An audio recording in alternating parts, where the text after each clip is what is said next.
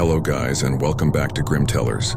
Today I am going to tell you the story of the Nightmare Stalker and David's terrifying midnight walk. So let's get started. In the heart of a sprawling metropolis where the neon lights of the city rarely dim, there lived a man named David.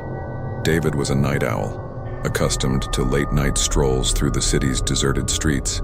But one fateful night, his casual wanderlust would take him on a journey he could never have imagined. It all began as a routine evening for David, his footsteps echoing in the emptiness of the city's labyrinthine alleyways. The usual urban cacophony had given way to an eerie silence, save for the distant hum of electricity and the occasional flicker of a street lamp.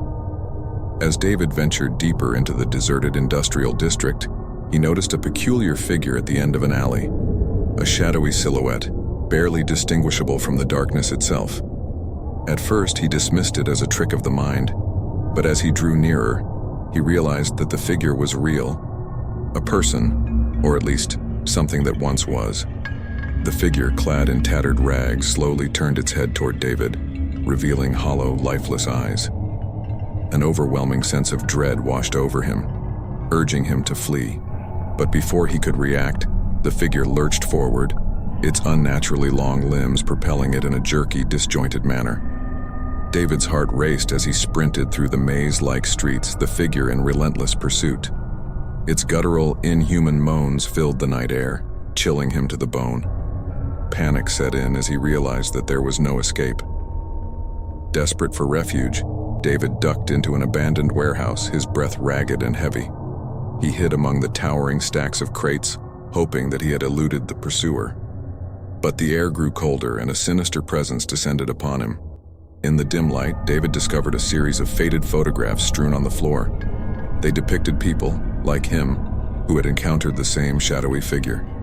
Their faces, twisted in terror, told a haunting tale of despair. As he continued to explore the warehouse, he stumbled upon a hidden chamber. Inside, he found a worn journal, its pages filled with desperate scribbles. It chronicled the story of a man who had, like David, encountered the figure and survived to tell the tale. David, consumed by a sense of foreboding, realized that the journal's author had left one final entry, a warning. The shadowy figure was no mere specter but a malevolent entity, cursed to roam the city's streets in search of souls to consume. With a bone-chilling realization, David knew he had narrowly escaped the clutches of the malevolent entity.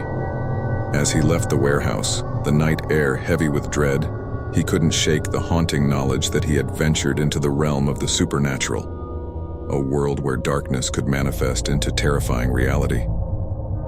The camera pans to a haunting shot of the empty warehouse, the journal and photographs scattered on the floor, leaving viewers with a lingering sense of unease and the haunting question: what other malevolent entities might lurk in the shadowy corners of our world, waiting to be encountered in the dead of night?